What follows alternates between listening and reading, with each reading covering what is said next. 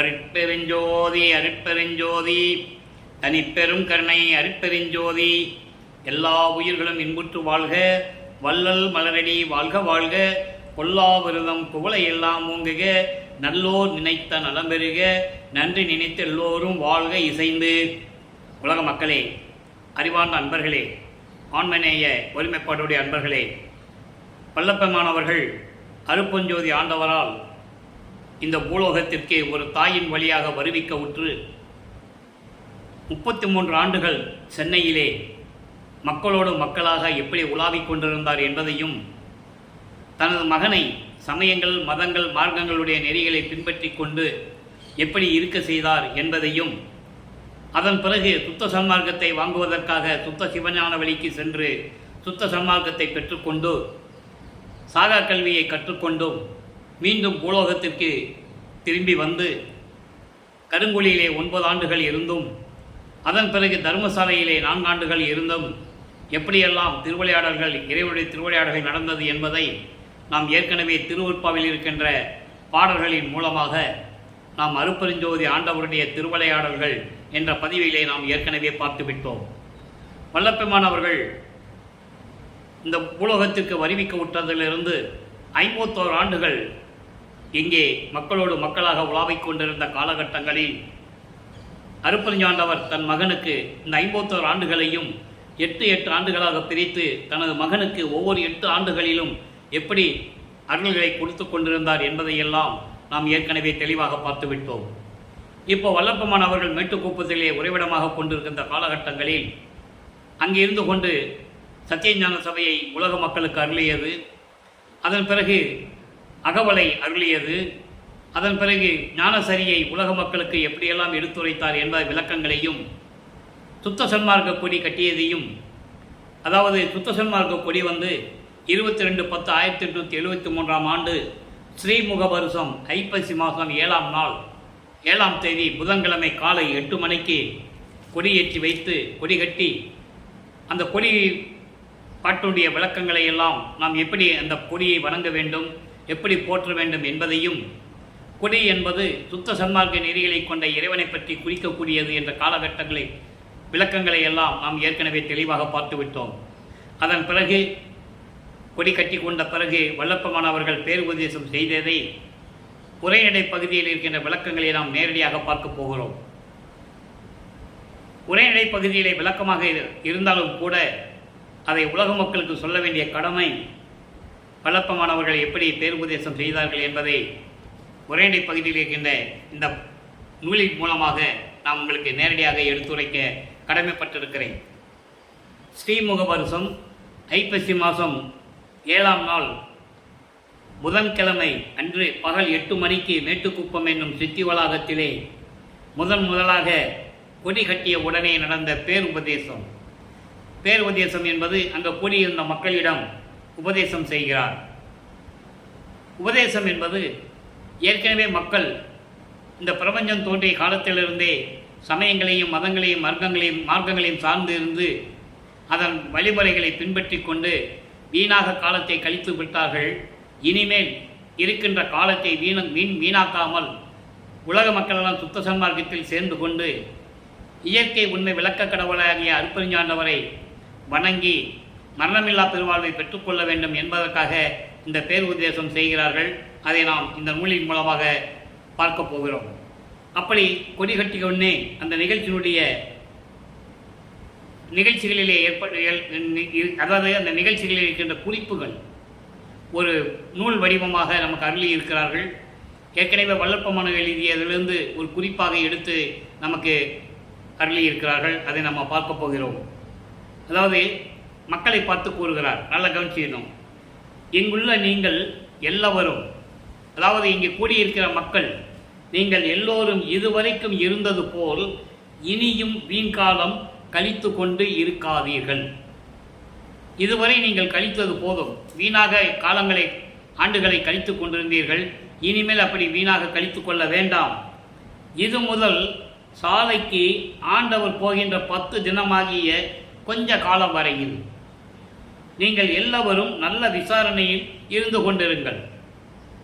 இறைவனை பற்றி, அதாவது சித்தி வளாகத்தில் தான் வணங்கிய தீபத்தை எடுத்து வெளியே வைத்து இதில் இறைவன் இருப்பதாக நீங்கள் நினைத்து கொண்டு அருப்பரஞ்சோதி ஆண்டவரை நினைத்து கொண்டு ஞானசரியை என்ற 28 பாடல்களை நீங்கள் இறைவனை பற்றி பாடி வணங்கி அந்த விசாரணையில் இருந்து கொண்டிருங்கள்.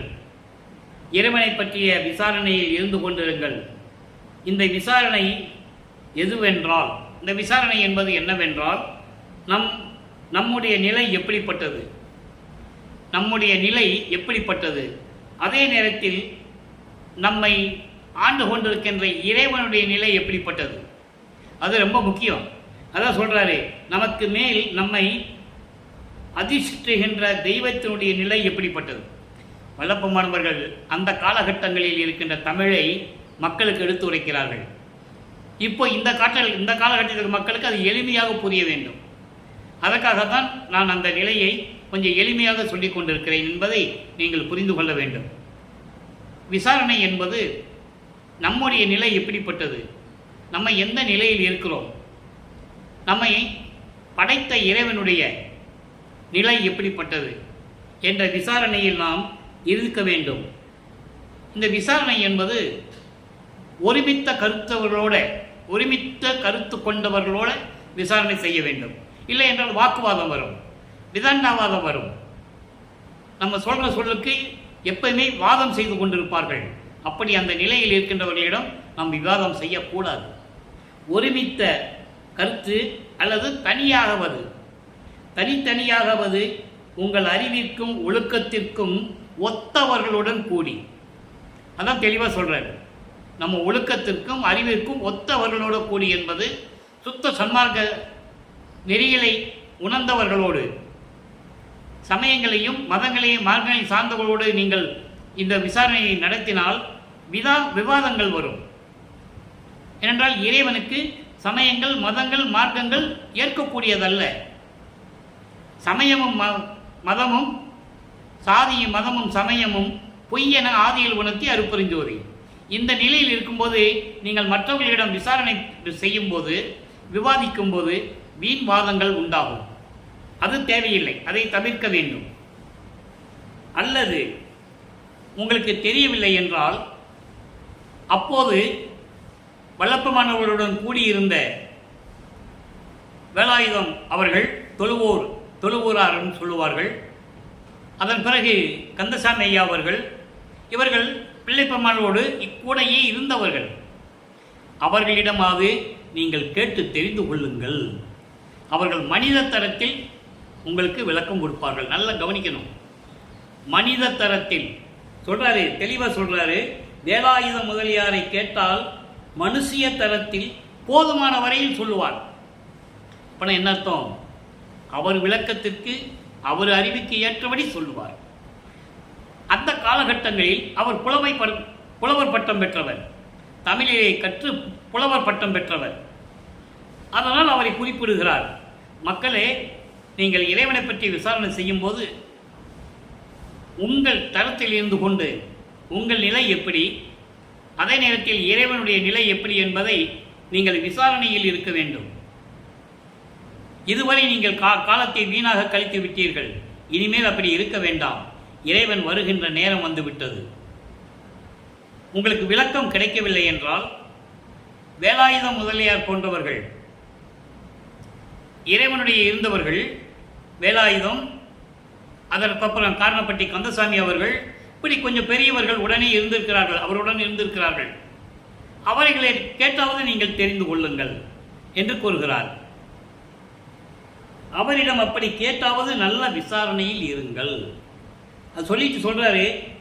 அல்லது தனியாகவும் நீங்கள் விசாரிக்கலாம், தனியாகவும் விசாரணைகள் இருந்து கொண்டிருக்கலாம். இந்த விசாரணை முகத்தில் இருந்தால், இந்த விசாரணை முகம் என்பது இந்த விசாரணையுடைய நோக்கத்தில் நீங்கள் இருந்தால், நமது ஆன்ம அறிவை விளக்கமின்றி மூடிக்கொண்டிருக்கின்ற, நம்ம ஆன்ம அறிவை விளக்கமில்லாமல் மூடிக்கொண்டிருக்கின்ற, அதாவது நமக்கு தெரியாமல், நமது ஆன்ம அறிவுடைய விளக்கம் நமக்கு தெரியாது, இதை தெரியாமல் மூடிக்கொண்டிருக்கின்ற அனந்த திரைகளில் அழுத்தமாய் இருக்கின்ற அனந்த திரைகள் என்பது 7 வகையான திரைகள் என்று கூறுகிறார். அகவலிலே இதை பார்க்கலாம். 7 வகையான திரைகள். அனந்தம் என்பது பல வகையான திரைகள் என்று கூறுகிறார். இப்படி பல வகையான திரைகளில் அழுத்தமாய் இருக்கின்ற முதல் திரையாகிய பச்சை திரை முதலில் நீங்கிவிடும். இந்த பச்சை திரை என்பதுதான் மனிதர்களுடைய அழுத்தமான ஒரு திரை. பச்சை திரை என்பது கருமை நிறத்தினுடைய உடலுடன் சேர்ந்தது, கருமை நிறத்தோடு சேர்ந்தது. கருமை நிறம் என்பது மாய சக்தி என்று கூறுகிறார். காமம், காமம் என்பது பெரு விருப்பம் என்று பொருள். காமம் என்பது பெரு விருப்பம் என்று பொருள். இந்த திரைகளுடைய விளக்கங்களை நாம் ஏற்கனவே நம்முடைய பதிவிலே நாம் பதிவு செய்திருக்கிறோம். வள்ளலார் அருட்பெருஞ்சோதி கிருஷ்ணமூர்த்தி என்ற யூடியூப் சேனலில் போனீங்கன்னா நம்ம ஏற்கனவே பதிவு செஞ்சுருக்கிறோம். இந்த திரைகளுடைய முழு விளக்கம் உங்களுக்கு கிடைக்கும். திரை விளக்கம் என்று நீங்கள் டைப் செய்தால் உங்களுக்கு இந்த திரைகளுடைய விளக்கம் முழுமையாக கிடைக்கும். அப்போது இந்த பச்சை திரை என்பதுதான் முதலிலே நீங்க வேண்டும்.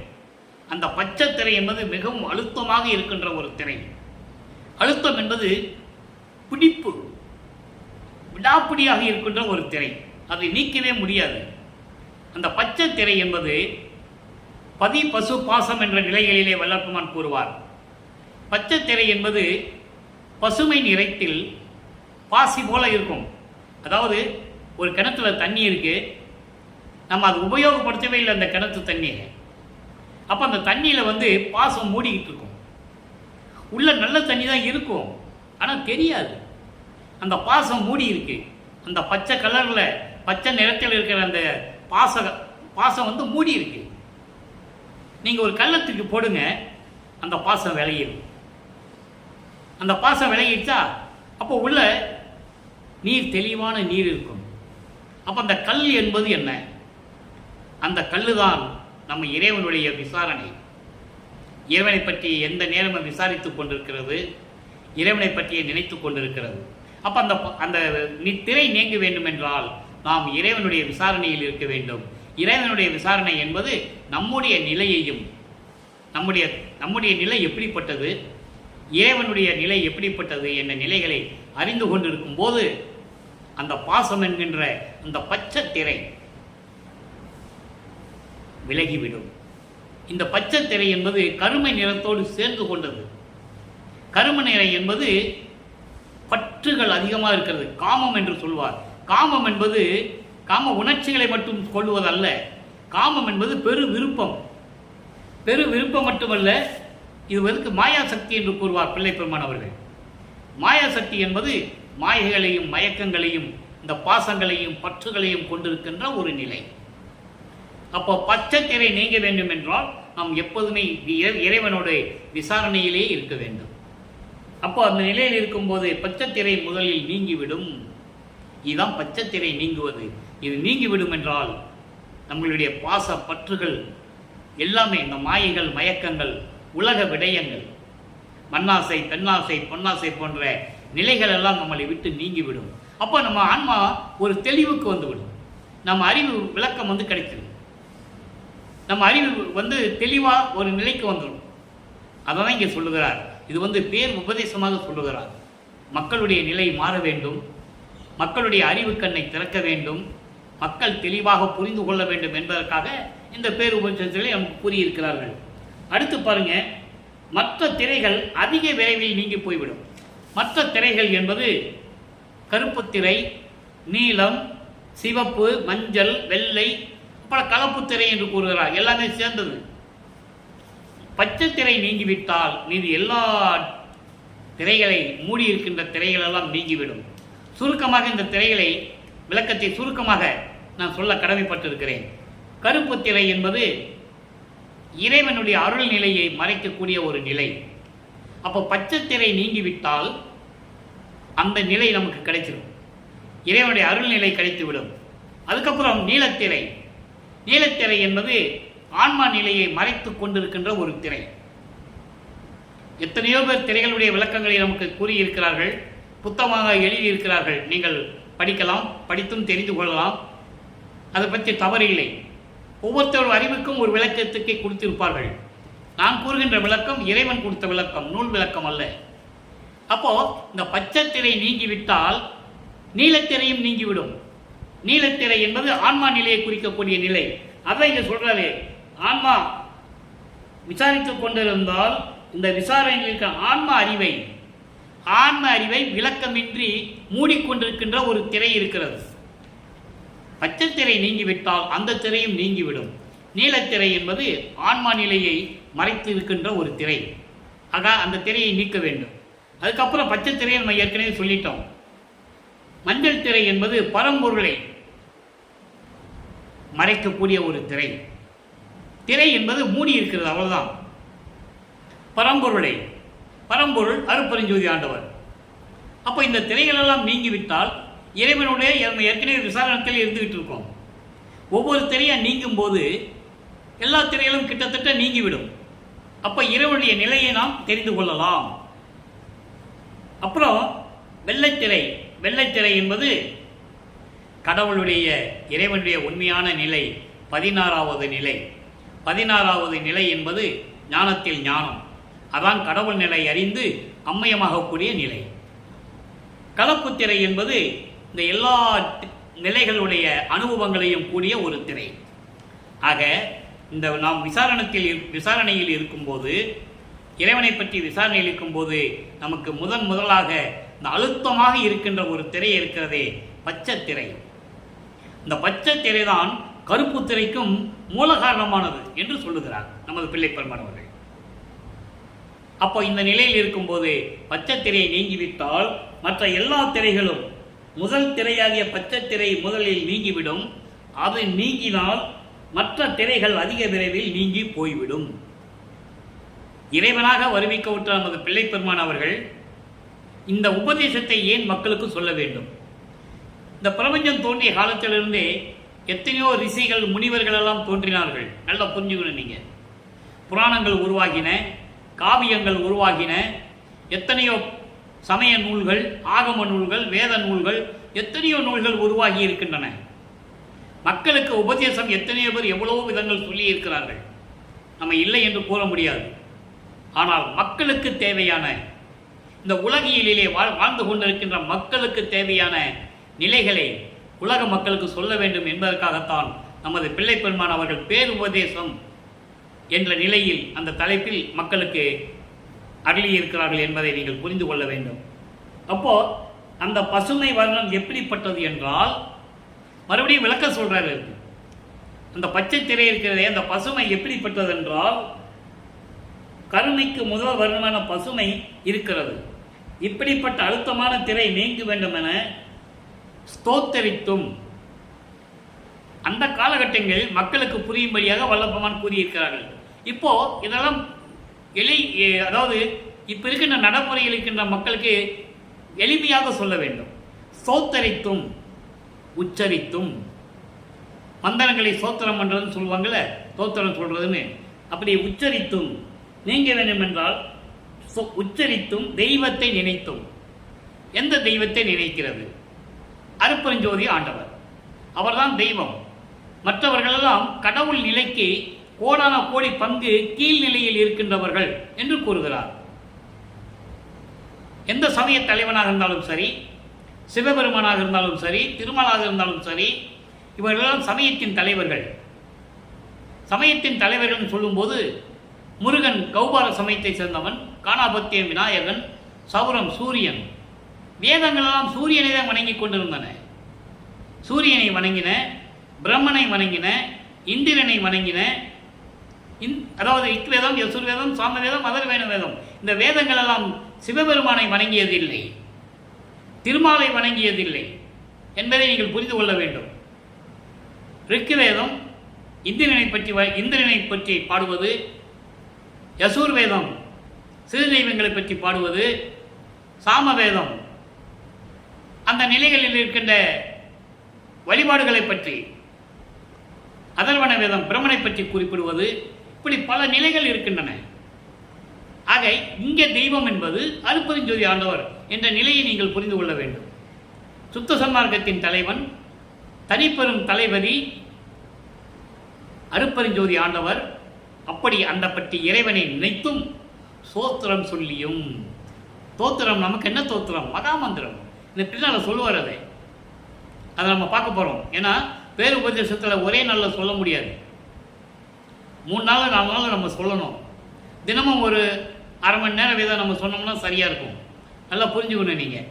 அப்போது தோத்திரம் சொல்லியும் மகாமந்திரம் சொல்லியும், மகாமந்திரம் அருப்பெருஞ்சோதி அருப்பெருஞ்சோதி தனிப்பெருங்கனி அருப்பெருஞ்சோதி மகாமந்திரம் சொல்லியும் இறைவனை தெய்வத்தை நினைத்தும், இறைவனை நினைத்தும் அருப்பெருஞ்சோதி ஆண்டவரை நினைத்தும் நமது குறையை ஊன்றியும். நமக்கு என்ன குறை இருக்கிறது இறைவனிடம் சொல்ல வேண்டும். இறைவா, என்னை படைத்தவன் நீதானே, நான் உன் பிள்ளைதானே, எனக்கு இன்னந்த குறைகள் இருக்கிறது, அந்த குறைகளை நீங்கள் நீக்க வேண்டாமா என்று இவ்வண்ணமாக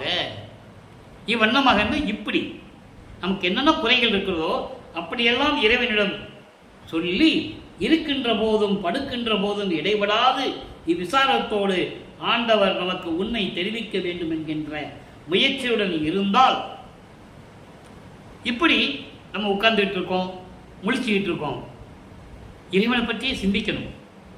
சாப்பிட போகிறோம், மகாமந்திரத்தை சொல்லி இறைவா இந்த சாப்பாடு இன்னைக்கு நீ எனக்கு கொடுத்துட்ட, எல்லா உயிர்களுக்கும் கொடுத்துட்டியா, இந்த விசாரணையில் இருக்க வேண்டும். அப்படி முயற்சியுடன் இருந்தால் தெரிய வேண்டியதை தெரிந்து கொள்ளலாம். நம்ம ஆன்மா விளக்கத்திற்கு, நம்ம ஆன்மா அறிவிற்கு என்ன தெரிய வேண்டுமோ அந்த விளக்கம் நமக்கு கிடைத்துவிடும். அப்படி அதோடு மட்டுமல்ல, இந்த விசாரம் என்பது பரம் அபரம் என்ற 2 வகையாக இருக்கிறது. மக்களுக்கு அவ்வளவு தெளிவாக சொல்றார் வல்லப்பமானவர்கள். இந்த விசாரணை என்பது 2 வகையாக இருக்கிறது. பர விசாரம், அபர விசாரம். பரவிசாரம் அபர விசாரம் என்று 2 விசாரணைகள் இருக்கின்றன.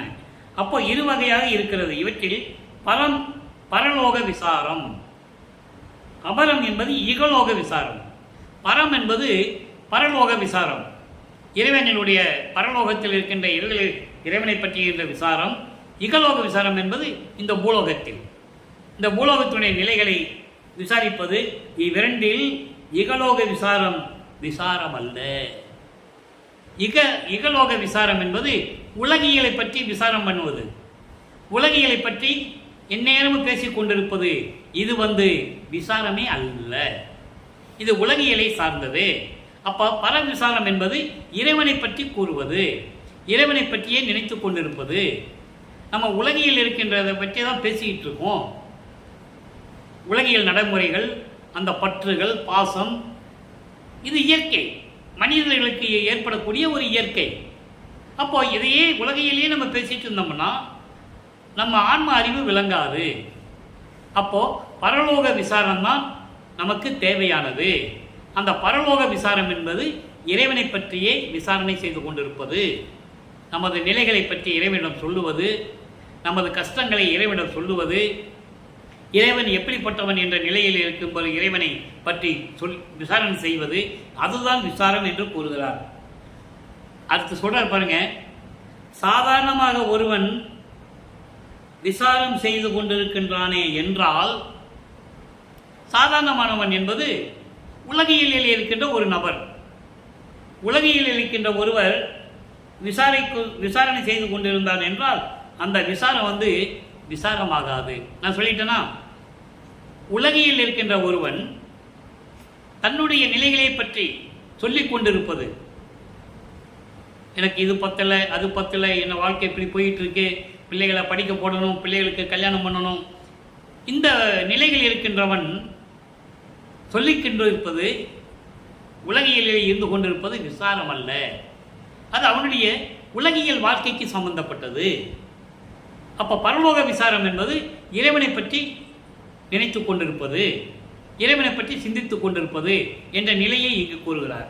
அது அப்படியே சொல்றாரு. அதாவது சாதாரணமாக ஒருவன், சாதாரணமாகனா உலகில் இருக்கின்ற ஒருவர் இந்த மாதிரி விசாரணை செய்து கொண்டிருந்தானே என்றால் அந்த விசாரம் விசாரம் ஆகாது. விசாரம் என்பது இறைவனை பற்றி சிந்தித்துக் கொண்டிருக்கின்ற நிலை அல்ல. அவன் கஷ்டங்களை சொல்லிக்கொண்டு அவனுடைய வாழ்க்கையிலே இருந்து கொண்டிருக்கிறான். இது எல்லா நிலைகளிலும் உண்டு. சமயங்கள், மதங்கள், மார்க்கங்கள் நிலைகளிலே உண்டு. சுத்த சன்மார்க்கத்திலும் இந்த நிலைகள் உலகியலிலே இருக்கின்ற அன்பர்கள் எல்லாம் இந்த நிலையில் இருந்து கொண்டிருக்கிறார்கள். அது விசாரம் அல்ல, உண்மை விசாரமும் அல்ல. ஏனென்றால் விசாரம் என்கின்றதற்கு பொருள் வி சாரம் என்பதில் வி சாதாரண உலக விசாரத்தை மறுக்க வந்தது. சாதாரண உலக விசாரணத்தை மறுக்க வந்தது தான் வி. அது மேலும் பரலோக விசாரத்தையே குறிக்கும் பொருட்டு வந்தது. அதாவது நிறைய விளக்கங்கள் சொல்லுவாங்க. வி வெற்றியை குறிப்பது, விக்டரி. வி இங்கிலீஷில் விக்டரின்னு சொல்லுவாங்க, வெற்றியை குறிப்பது என்று சொல்வார்கள்.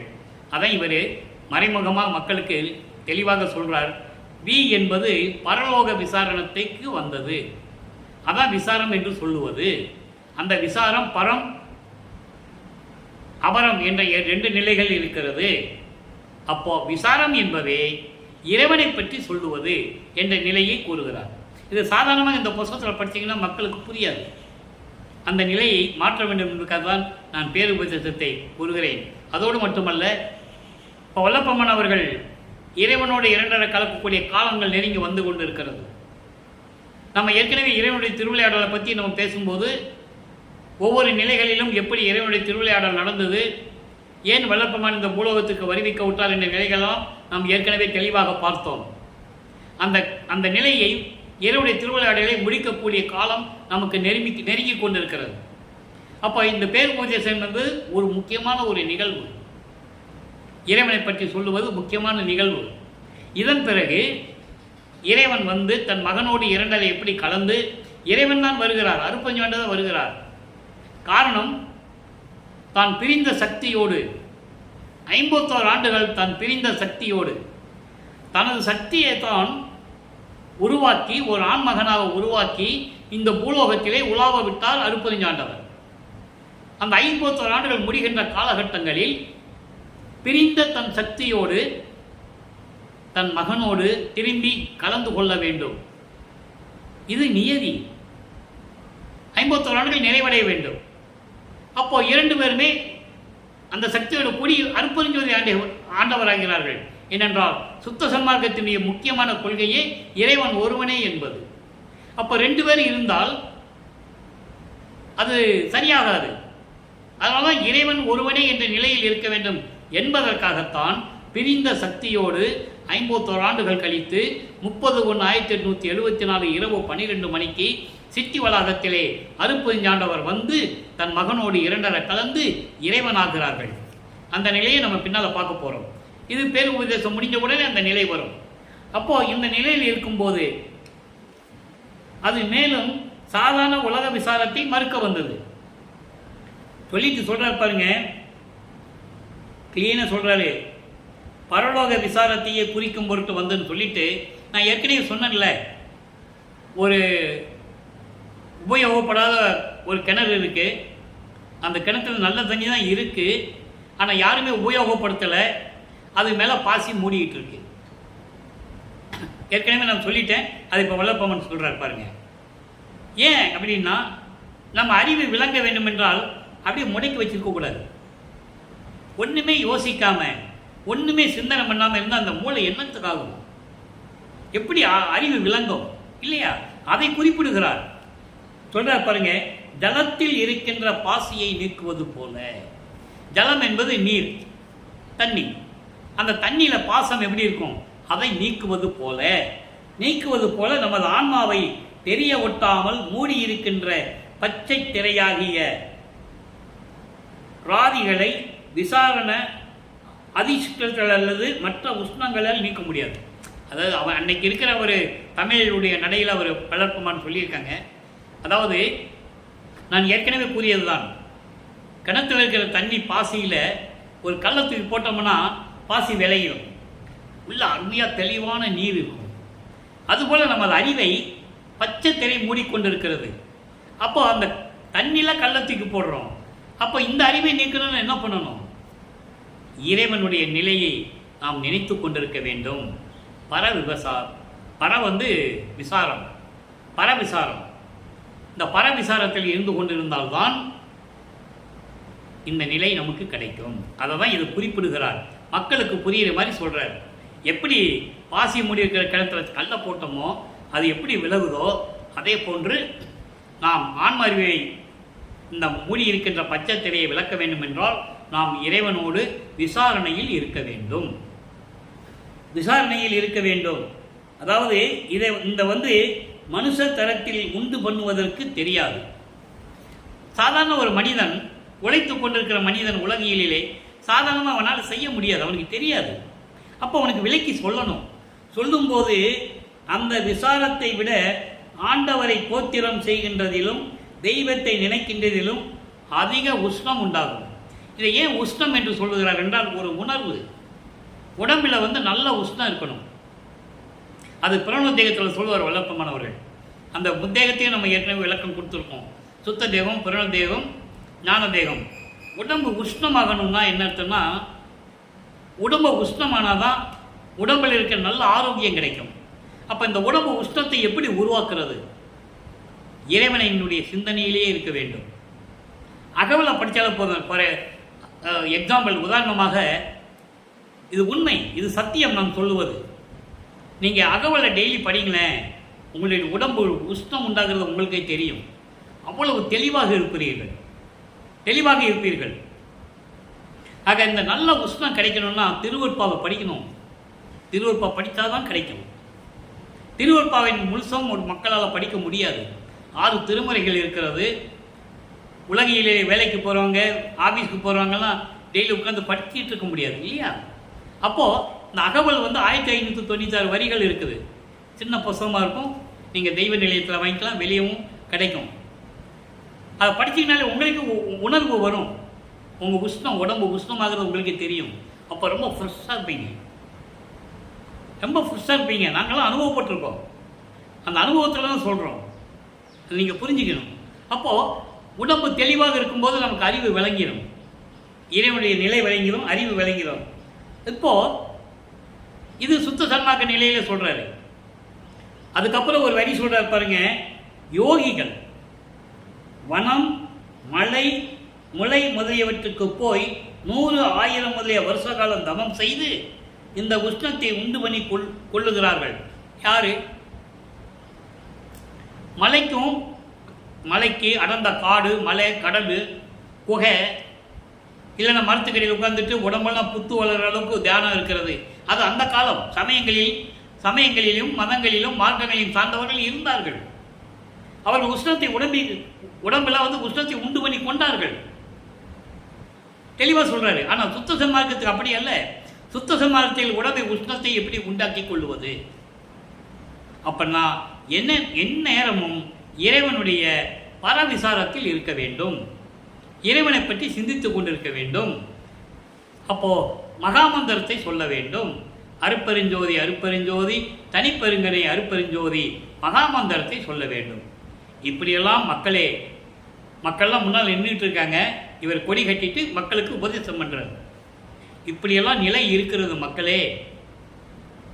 இந்த நிலையில் இருந்தால் நீங்கள் உங்களுடைய ஆன்ம அறிவை தெரிந்து கொள்ளலாம். இறைவனை பற்றி நீங்கள் விசாரித்து கொண்டிருந்தால் உங்கள் ஆன்மா அந்த கண் திறந்துவிடும், உங்களுக்கு அறிவு விளங்கிவிடும் என்ற நிலையில் இருந்து கொண்டு கூறுகிறார். அதுக்கடுத்து சொல்றாரு பாருங்க. இப்படி தவம் செய்து உஷ்ணத்தை உண்டு பண்ணி கொள்கின்றதை பார்க்கிலும் இப்படி காலங்காலமாக 100 வருஷம் 1000 வருஷம் தவம் இருந்தார்கள் என்று புராணங்களிலும் காவியங்களிலும் நாம் படித்திருக்கிறோம். எத்தனையோ ஆண்டுகள் தவம் இருந்திருக்கிறார்கள்.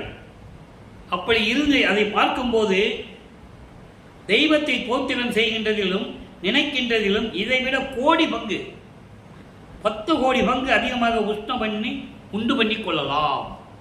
எங்கே? சுத்த சன்மார்க்கத்தில். இப்படி போய் காட்டுக்குள்ளே போய், மலைக்குள்ளே போய், குகைக்குள்ளே போய், கடலுக்கடியில் போய், மரத்துக்கடியில் உட்கார்ந்து புத்து மண் வளர்கிற அளவுக்கு தவம் இருந்து இதை பண்ணுறதை விட நம்ம இறைவன் அருப்பெருஞ்சோதி ஆண்டவரை நினைத்து மகாமந்திரத்தை சொல்லிட்டு இருந்து இறைவனை பற்றி நினைத்து கொண்டிருந்தால் அவங்களை விட இந்த சமயங்களில் இருக்கின்ற, மார்க்கங்களில் இருக்கின்ற, மதங்களில் ஏற்கனவே இருந்திருக்கின்ற ரிஷிகள் முனிவர்கள்லாம் இருக்காங்கல்ல, அவங்களை விட நம்ம கோடான கோடி பங்கு பெற்றுக்கொள்ளலாமா உடம்பு உஷ்ணத்தை. உடம்பு உஷ்ணத்தை ஏன் சொல்றாருன்னா உடம்பை சுத்தப்படுத்திக் கொள்ளலாம் என்று சொல்லுகிறார். உடம்பத்தை சுத்தி பண்ணி கொள்ளலாம். இந்த விசாரணை எவ்வாறெனில் இதை நம்ம எப்படி பண்றது? அதை மக்களுக்கு சொல்லணும்ல. அவன் காட்டுக்குள்ளே போயிடுவான், குகைக்குள்ளே போயிடுவான், கடலுக்குள்ளே போயிடுவான், என்ன வேணால் பண்ணிக்குவாங்க. சமயங்களையும் மதங்களையும் மார்க்கங்களையும் சார்ந்தவர்கள். நம்ம என்ன பண்ணணும்? சுத்த சன்மார்க்கத்தை சேர்ந்தவங்க என்ன பண்ணணும், எந்த நேரத்தில் எது பண்ணணும் அப்படின்னு நம்ம சொல்லணும். சொல்கிறாரு, ஜாம நேரம் மனதில் இக விசாரணமின்றி பர விசாரிப்புடன் ஆன்ம நிகழ்ச்சியோடு தெய்வத்தை சிந்தித்து கொண்டாவது. ஜாமம் நேரம் என்பது கிட்டத்தட்ட வல்லப்பமான் கூறுவார்கள் அதிகாலை அதிகாலை என்று கூறுவார். அதாவது பின்பாட்டு காலை என்று கூறுவார். முன்பாட்டு காலை, பின்பாட்டு காலை என்று கூறுவார். பின்பாட்டு காலை என்பது இறைவன் அருளை கொடுக்கக்கூடிய ஒரு நேரம். அதிகாலை ஜாமத்துக்கு அப்புறம். ஜாமத்துக்கு அப்புறம், ஜாமம்னா 12 மணி 1 மணின்னு வச்சுக்கோங்களேன். அதுக்கப்புறம் ஒரு 4 மணின்னு வச்சுக்கோங்க. அதான் அந்த 4 மணி தான் அருமையான ஒரு நேரம், இறைவனுடைய அருளை பெறக்கூடிய நேரம். அப்போ நம்ம என்ன பண்ணணும்? 4 மணிக்கு எந்திரிச்சு உடம்பை சுத்தப்படுத்திக்கிட்டு இறைவனுடைய நினைப்பிலே இருக்கணும். உலக நினைப்புகள் இருக்கக்கூடாது. அதான் சொல்றாரு. அப்படி இருக்கும்போது இக விசாரமின்றி, இக விசாரம் என்பது நம்ம ஏற்கனவே உழைப்பாளிகள், உலகிலே இருந்து கொண்டிருப்பவர்கள். நாளைக்கு எங்கே வேலைக்கு போகிறது, எங்கே போனால் எவ்வளோ சம்பளம் கிடைக்கும், விவசாய வேலைக்கு போகணும், இப்படிலாம் இருக்கு இல்லையா? விவசாய தொழில் பண்ணுறவங்க காலையில் எழுந்திரிச்சு போகணும். இந்த நிகழ்வில் தான் அவங்க இருப்பாங்க இல்லையா? அதற்கு முன்னால் 4 மணிக்கு யாரும் வேலைக்கு போகிறது இல்லை இல்லையா? அப்போ அந்த நேரத்தில் விவசாயிகள் வேலைக்கு போனால் கூட 6 மணிக்கு தான் போவாங்க. மாடு கட்டிட்டு இப்போல்லாம் டிராக்டர் வந்துடுச்சு. 7 மணிக்கு 8 மணிக்கு மேலே தான் இப்போ எல்லாம் போகிறாங்க. விவசாய வேலைக்கு இருந்தாலும் சரி, மற்ற ஆஃபீஸுக்கு போகிறவங்க 10 மணி வேலைக்கு தான் வேலைக்கு போகிறாங்க. ஷிஃப்ட்டுக்கு போகிறவங்க கூட 6 மணிக்கு மேலே தான் போகிறாங்க இல்லையா? அப்போ அதற்கு முன்னால் ஒரு 4 மணிக்கு எந்திரிச்சு இக விசாரம் இல்லாமல் நமக்கு கஷ்டங்கள் 1000 கஷ்டங்கள் இருக்கு, இல்லைன்னு சொல்ல முடியாதுல்ல. உலகில் எவ்வளவோ விஷயங்கள் இருக்கு. அப்போ அதெல்லாம் நினைக்காமல் அதை வரலாம் ஓரம் கட்டிட்டு ஒரு பக்கமாக வச்சுட்டு இறைவனை பற்றி சிந்திக்க வேண்டும். இக விசாரமின்றி பர விசாரிப்புடன் ஆன்ம நிகழ்ச்சியோடு தெய்வத்தை சிந்தித்து கொண்டாவது அல்லது சோத்திரம் செய்து கொண்டாவது இருந்தால் நாம் பெற வேண்டியதை பெற்றுக்கொள்ளலாம். தெளிவாக சொல்லிட்டாரா?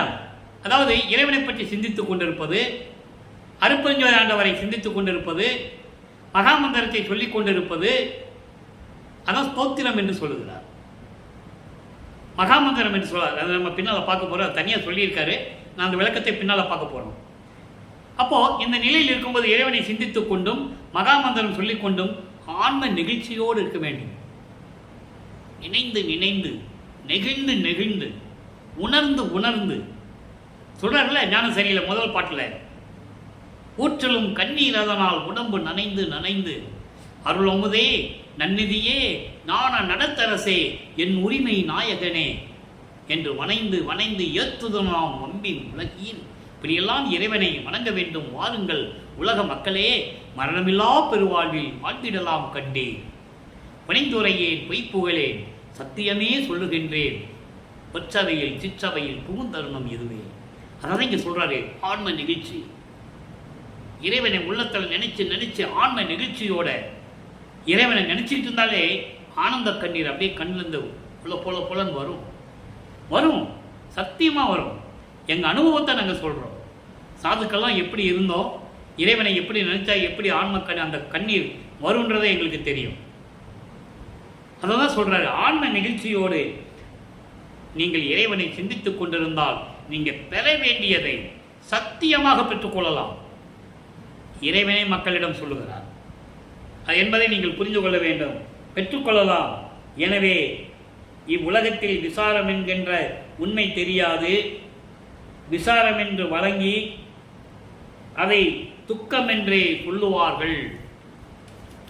அப்படி இறைவனை வணங்கிட்டு இருக்கும்போது கண்ணிலிருந்து தண்ணி வந்ததுன்னா எதை நினைச்சிட்டு அழுதுட்டு இருக்காயுமே, எப்பவுமே துக்கமாகவே இருந்து கொண்டிருக்கிறார் என்றெல்லாம் சொல்லுவார்கள். அதை நீங்கள் நம்ப வேண்டாம் உலக மக்களே. நீங்கள் அனுபவத்திற்கு வாருங்கள். இறைவனை இப்படி விசாரித்துக் கொண்டிருங்கள். பர விசாரத்திலேயே இருங்கள். நமக்கு எவ்வளோ கஷ்டங்கள் இருக்க உலகில் நம்ம இல்லைன்னு சொல்ல முடியாதுல்ல. அதை ஓரங்கட்டணும் கொஞ்ச நேரம். விவசாயிகள் வேலைக்கு போகிறாங்க, விடிய காலையில் வேலைக்கு போவாங்க, 6 மணிக்கு மேலே தான் போவாங்க இல்லையா? அது அந்த காலம் 6 மணிக்கெல்லாம் போனது. இப்போலாம் 10 மணிக்கு மேலே தான். எல்லாம் டிராக்டர் இருக்கு, எல்லாம் 10 மணிக்கு மேலே தான் எல்லாமே கிளம்புறாங்க. வேலைக்கு போகிறவங்களும் சரி, ஷிஃப்ட்டுக்கு போகிறவங்களும் சரி, எல்லாமே போயிட்டு இருக்காங்க. 4 மணிக்கு இந்த மாதிரி நீங்கள் எந்திரிச்சு உடம்பை கை காலெல்லாம் கழுவி சுத்தம் பண்ணிட்டு உட்கார்ந்துக்கிட்டு பர விசாரத்தில் இறைவனை பற்றி விசாரித்து கொண்டிருந்தால் நாம் பெற வேண்டியதை பெற்றுக்கொள்ளலாம் என்று கூறுகிறார். எனவே அன்பர்களே, பேருபதேசத்துடைய முதல் பகுதியை நம்ம பார்த்துருக்கோம். இன்னும் 2-3 பகுதிகளை நம்ம போடணும். ஒரே நாளில் எல்லாமே சொல்ல முடியாது, அவ்வளோ விளக்கங்கள் இருக்குது. இதை நேரடியாக நீங்கள் படித்தாலும் கூட உங்களுக்கு விளங்காது. அதனால தான் இறைவன் கொடுத்த அந்த விளக்கத்தை நாம் தெளிவாக எளிமையாக உலக மக்களுக்கு சொல்லிக் கொண்டிருக்கிறோம்.